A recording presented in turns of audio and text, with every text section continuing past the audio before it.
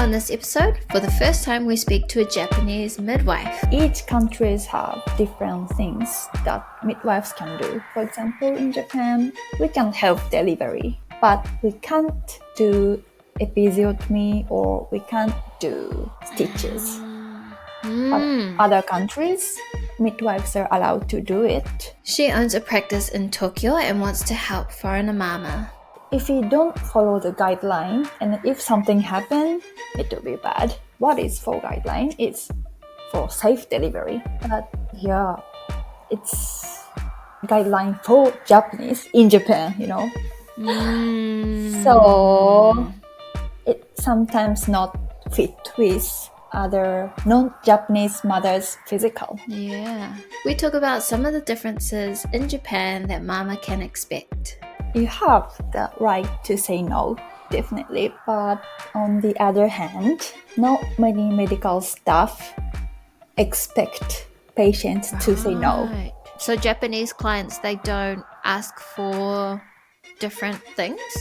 They ask general things, but even if they don't understand, they don't agree 100%, they end up saying yes. Hello and welcome to Birth Stories of Japan.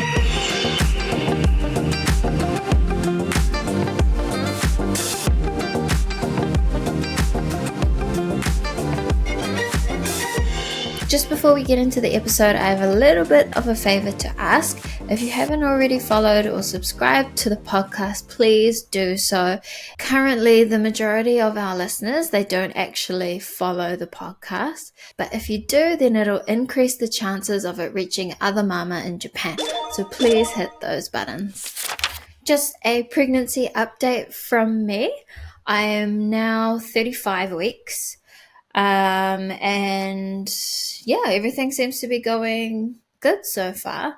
Every time I have to go in for blood work and for things like the diabetes test, I have to actually go into our clinic, which is Tsuchiya, which is based in Fuchu, Tokyo.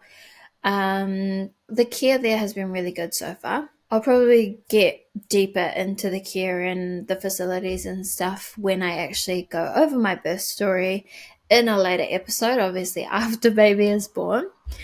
And then when it comes to my more regular appointments, I've actually been having the midwife come over to our home because we are planning to have a home birth if all goes well, fingers crossed.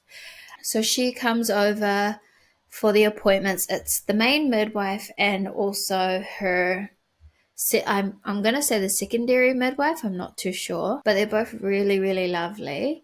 The only issue is that they don't speak English. So when it comes to the regular checkup stuff, no problem. We're okay. We can get by. But when it comes to, say, if something is weird or not weird, but abnormal that they'd like to speak about in my blood work, or if they bring up just any vocabs that I'm not used to, I just don't know how to respond, and we end up just pulling out Google Translate and using that for half of the appointment. But that's all good. The last appointment that we did have, I felt actually quite overwhelmed. So I'm hoping to get a translator for just one full appointment ahead of the birth, because I just really want to confirm a few things before we hit 37 weeks. It'd just be nice to know that we're definitely on the same page when it comes to the birth plan. So hopefully I can find a translator to come over for that. In a later episode, once we actually have baby, I'll do a whole birth story episode on the second baby. But yeah, just thought I'd give you guys a bit of an update. I also just want to apologize for having taken such a big break from the podcast. A lot of you are really keen and keep messaging me on Instagram and asking how things are going and keeping up to date with me, which has been so nice, and I'm so appreciative of our little community that we have.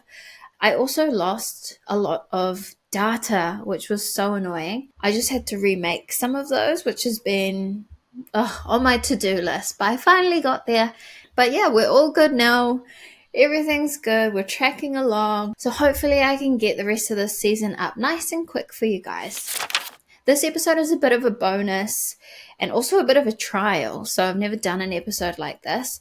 If you enjoy it, please let me know in the comments so that I know that that's the kind of information you're after. If there's something else, if you have other ideas of people that I should talk to or information that you'd like to hear about, please, please, please send those through to me as well. I'd love to know because, yeah, that's what the podcast is here for, just to help share information between all of us. So please leave a comment. So that's all the updates from me. Let's get into the episode. Eriko-san, how are you? Good, how are you? I'm really, really good. Thank you so much for joining me for this episode. I'm so excited. Thank you for having me. I'm very excited because this will be the first time that I'm talking to someone who works in Yeah. birth care, which would be so awesome to just shoot my questions and our followers' questions at you because you have so much knowledge. And I know that you also are interested in what our questions are, right? Yes, exactly. But before we get into it, I'd love if you could just give a little bit of an introduction. So, who are you? What are you about? What do you do? Sure. My name is Eriko Lalanne. I'm a Japanese midwife. Also, I'm a mom of 3 boys. This is the third Awesome. one now. And my Cutie!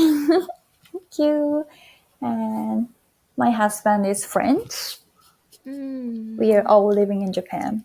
I'm owning my midwifery, but gotcha. only visiting.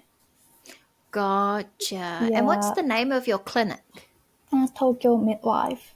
I am supporting mothers, especially expat mothers, expat moms Mm, who has language and cultural barriers in Japan. mm. Yeah, at the moment I'm doing by myself, but yeah, I'd like to support with other midwives in the future. Awesome. Yeah, so we connected through Instagram. Yes. And you said that you wanted to help other midwives learn English and help with their journeys in becoming midwives, not only for Japanese clients, but Yeah. also for foreigner expat clients. Do you want to Mm-hmm. talk a little bit about that journey and what your mission is? Mm-hmm. By taking care of expat mothers, moms are already difficult time in hospital because Mm, of language. But at the mm, same time, lots of midwives are struggling too. mm, Yeah, midwives are also really want to take care of mothers in mm, English. Of course, English is not language is not everything, but mhm, to support more carefully, more deeply, language is quite mm. necessary. Yeah. So yeah, I at first I started to post just the useful phrases and words Mm. since on my blog and Instagram. But Awesome. yeah, lots of midwives want to learn the medical Mm. terms, especially obstetric things. Yeah, So yeah. awesome. That's so awesome. And so were you yourself a midwife in a hospital before this, thinking, "Oh, I need to help more foreigners?" Like why did you Mm, think, "Oh, I'd like to help expats specifically?" mm, I knew there are lots of public service for Mm. mothers in Japanese, but not much in Ah, English. gotcha. Also, my husband is French, Mhm. and he sometimes have difficult situation when he goes to the Mm. hospital or checkups. Mhm. He needs to bring someone speak English, or he's rejected. Right. No Japanese, so you can't come. Or I see. yeah, so mothers must be more difficult with this situation. So Mm. yeah, I decided to Wow. help mothers. Yay, thank you. Thank you too. And so you and I have been working together on some conversations and some keywords, hey? Yeah. And so we've been posting those on Instagram, which so far people have really liked and they've been helpful. So that's good. And hopefully we can just continue it, hey? Yeah. So, on that note, I asked our followers on Instagram if they had any questions for you. Yeah. Always checkups are very quick, and midwives, Yeah. nurses look quite busy. Yeah. And So honestly, sometimes I don't know who is a midwife and who is just a nurse. mm, Like, who am I supposed to direct all of my questions to? mhm, That's my understand. Yeah. first question. Yeah. How do I know who to ask questions about the Mm. hospital and my birth plan and the care facility? Who do I ask? Midwives and nurses usually. Oh, okay. Yeah. But you don't know who to ask, so Yeah. we can Yeah. just ask them. Who can I ask about this kind of Mm. question? Okay. Yeah, it's not Good to know. doctor usually. Yeah. I would ask the doctor. Like Mm. the nurse would just be there for literally taking the appointment. Like, okay, here you need to go into this room at this time. Oh, Please wait, please fill really? out this form. Yeah. But I feel like Mm. for anything around like my actual birth plan and stuff, unless she asks me or he asks me, I would probably just ask the doctor. Mm. Mm. That's Wow, interesting. Yeah. interesting. Yeah, funny. Yeah, I think some of the doctors are happy to answer about birth plans or key Mm, persons, but mm-hmm. usually doctors are only medical things. Okay, good to know. Next question. Would you be able to explain the different types of locations that people can give birth at? Like, can you explain what our options are? Like, where can we go?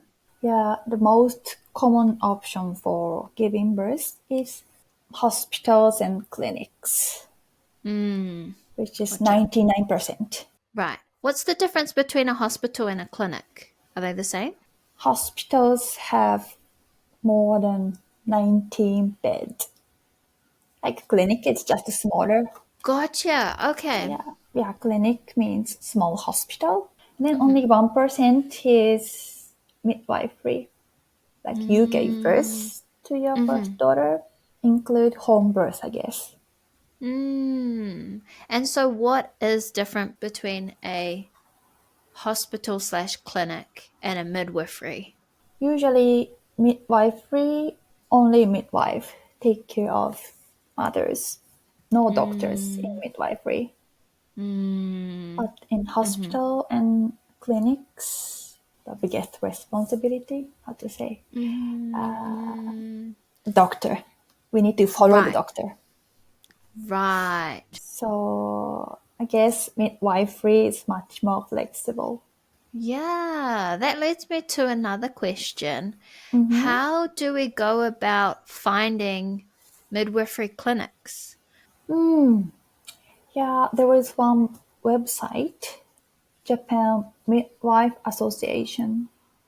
Okay, Yeah, awesome.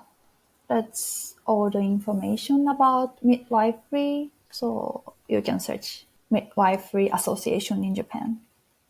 Awesome. I That is guess, so yeah, good. all in Japanese though. Right. Gotcha. At least there's a list, like, at least we know that this list will have midwiferys and we've just got to translate that instead of Yeah. having to translate the whole internet because Mhm. there's so many things that come up. Yeah. Am I allowed to say no? If so, how? I had so many tests and checkups, I felt I had no body autonomy. Mm, I understand. You have the right to say no, definitely. Mm, But on the other hand, mm, not many medical staff expect patients to say no. right. Okay. Yeah. So, but if I did really want to say no, for example, I went to one midwife who I ended up not going with, but Yeah. she said that once I have baby will need to have the vitamin K shot. Mm-hmm. And I said, oh, I don't want to do that. We didn't do that with Mallow, and I don't want to do it this time. Mm-hmm. And she pushed back and said, I really think you should. And I felt pressured. Like, Mm-hmm. she was pretty much telling me I have to, Yeah. otherwise, she doesn't know what to do with me. How can I Mm-hmm. approach somebody who pushes things on me like that? I think it's cultural things too, Mm, related to yeah, cultural thing. Like, yeah, Japanese people are already following rules and yes. guidelines and risk. Always think of risk. Yeah. And then very low flexibility. Most of the midwives are working in hospital, so we need to follow the rule and follow what doctor said. So you must do this, you must do this. Tick the box, tick the box, tick the box. Yep. If I don't want to tick the box, Mm-hmm. I feel like they may say no straight away. And I want to take it further. I want to ask somebody else, or I would like them or me to do some research so that we can have a meeting and discuss it and Mm-mm. negotiate it. Is Yeah, that possible? Can I do that? I think it's possible. Mm. Yeah, there are not only yes or no. We can Mm. talk more, Okay. discuss, and then Mm. we can decide. We can end up with the best point. Okay, Yeah. that's good to know. Because I Mm-mm. feel like a lot of times if we say no, the conversation kind of gets shut down. Hmm. Like, oh, I'm sorry, you must do it. And then that's it. In a respectful way, how can Mm-hmm. we ask the midwife or the nurse or the doctor, can we Mm-hmm. negotiate this? Mm-hmm. Mm. I think during checkups are really quick, so Mm, medical staff don't really have time to talk deeply. So mm, I think you can ask midwife or nurse to talk gotcha. with different time. Ah, okay. Yeah, when your turn, Mm. they don't listen a lot, I guess. Oh, So wow. you can ask the doctor or midwife to Mm, make another time to discuss about that. Of course, some of the doctors and midwives listen to you well and negotiate mm. on that checkup time. Sure, But sure. yeah, you should keep another Mm, time. I also, mm, yeah, we want to. It's I think also culture thing. But we want to mm. respect everyone, Yeah. and we know everyone is different, Mm, mm-hmm. but no one say no or no one no one says I don't want or anything. Mm. Yeah, so you know that everybody's different, Mm, but you're not used to people saying, excuse me, I want something different. yeah, Oh, not really. wow. Hmm. Mm. So Japanese clients, they don't ask for different things? They ask general things, Mm-hmm. but even if they don't understand, they don't agree 100%, Mm. they end up saying yes. That's very Mm. common. Yeah. wow. I sound like I'm surprised, but I'm not surprised Mm, because that's how I feel like they treat me at a clinic or at a hospital. They're listening to me, but they just go, and that's it. Like, like I they don't like expect it. me to change my mind. Mm, mm, Yeah. mm. Exactly. Wow. So interesting. Mm, Okay. Are midwife practices different here than they mhm. are in the West? What should I expect? Each countries have different things that midwives can do. Mm. Like for example, in Japan, we can help delivery, but we can't do episiotomy or we can't do stitches. Mm. But Mm. other countries, midwives are allowed to do it. Wow. I That's so forgot which interesting. country, but Yeah. prescription for medicines. Midwives can't do in Japan, but yeah, other countries can do it. So you guys in Japan, the midwives may be more limited Mm, here than they are in other countries. I think so. And about the certification, midwives in Japan, everyone has the license of nursing too. Everyone is nurse. Right. And then as an extra Right. license, we get midwife. True. So Wow. So nurses can't even do stitches for no, episiotomy or no. tearing. Wow. Why do epidurals cost so much? And why aren't they readily available at all hospitals? Yeah, the answer is obviously not enough doctors, Yeah. not enough anesthesiologists. And are they different? Does it cost different in different areas of Japan? Or is it the same cost for epidural? Slightly different. Oh, Yeah, okay. but epidural, we need to pay extra to get the epidural. It's quite expensive, right? I To think so, have yeah, I've epidural. heard. Yeah. So midwifery clinics can't do epidurals as No, well? no. Gotcha. I think other countries they provide epidural for 24 hours every day. But Mm, lots of hospitals in Japan they do only daytime epidural mm. birth, at least inserting the catheter.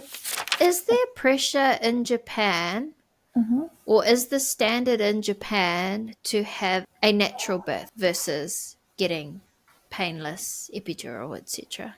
Yeah, natural birth is definitely standard. I think it's also a cultural thing. Nowadays, it's changing a bit, Mm, but people say by having the pain of labor, mm, you can be a good mom. mm. This kind of things. Yeah, from long time ago. Nowadays, it's more open and we can choose how to give birth. But still, Mm. people think like our mother's generation think Right. you need to have labor pains to be a good mom. So I think still only a bit more than 10% of Japanese people do epidural birth. Interesting. Okay. Do I have to go to every appointment? Yes, I recommend you to go every appointment. So you recommend it, but what happens if I don't want to go or I feel uncomfortable going or it stresses me out just with the language barrier having to go through it every single time? Yeah, what happens if I decide to skip an appointment?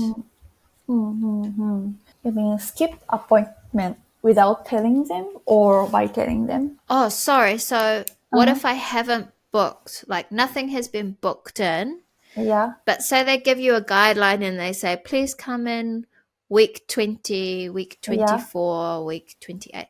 What if I don't go in week 24, for example? yeah. I know Japan has so many times of checkups, right? Hmm.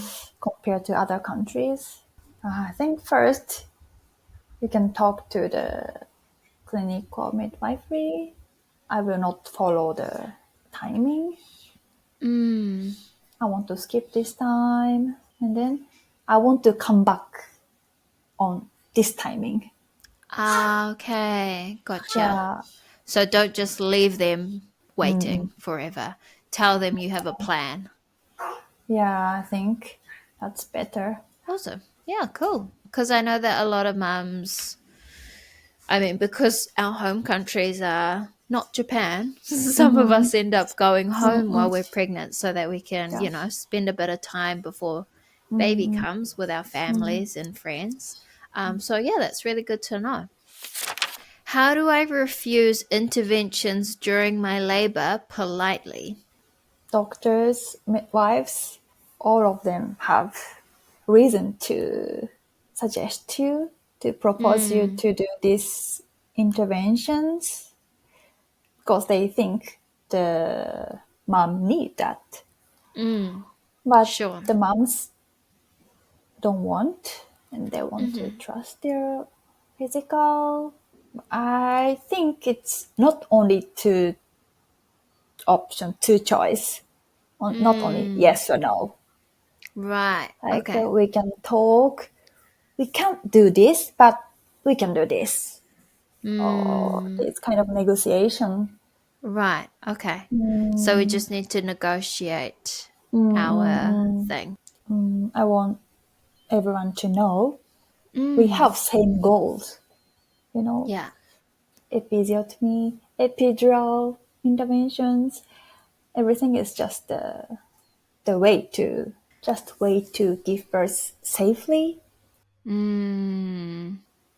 I think So that sometimes maybe we feel like, yes, we have the same goals, but because we know that it's very Japanese culture to like follow procedure, I feel like sometimes it doesn't lay out the measurements for my body specifically. So, how do we find a middle ground between the procedures and the rules, but also for individuality because everybody is so different? if we don't follow the guideline and if something happen, it will be bad. And the Mm, guideline is what is for guideline? It's for safe delivery. But yeah, it's guideline for Japanese in Japan, you know.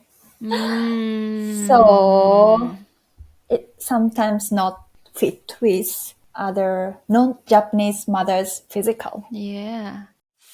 How do I file a complaint or request an investigation into medical misconduct without having to sue?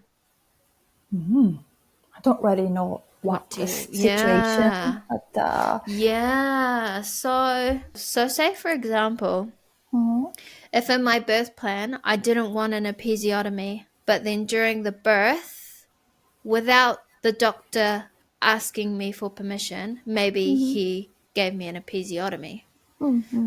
After the fact, how could I let the hospital know or the doctor know, hey, this is not cool? Not just for myself, but for other people in the future so that yeah, it doesn't happen again. yeah, I guess best option is posting in the suggestion box. I think yeah, usually hospitals have paper to Mm, write about your opinion. Yeah, request. gotcha. Nice. Yeah, that's Okay. very important for hospitals. Mm. That's so good to know because I feel like they don't get read. I don't know why, but I just feel like I'm putting it in a little box rather than giving it to a person, so maybe it won't get read. But they do get read. Yeah, most of the hospitals have these things, Mm, and yeah, not only doctor or one doctor or one nurse. mm, If you put in the suggestion box, mm. all the staff in hospital will Yeah. read it to Wow. improve their service. So Awesome. yeah, Do they? I suppose if you wanted a response, you could also write your details and they'll tell you. give you a response to your Yeah. complaint. Hey, Yeah. Mm-mm. can we stop talking about my weight gain issue at every checkup? Oh, so it means midwife or doctor say you should lose weight or you shouldn't gain Yeah, too so much or something. yeah, so Uh-huh. at every appointment, this has actually happened to me as well Oh, in my first pregnancy. yeah. I would step on the scale and it would always be like, oh, so interested. They were always so interested in my weight. Everything else in pregnancy is fine. Yeah. But why is there like a big deal about weight?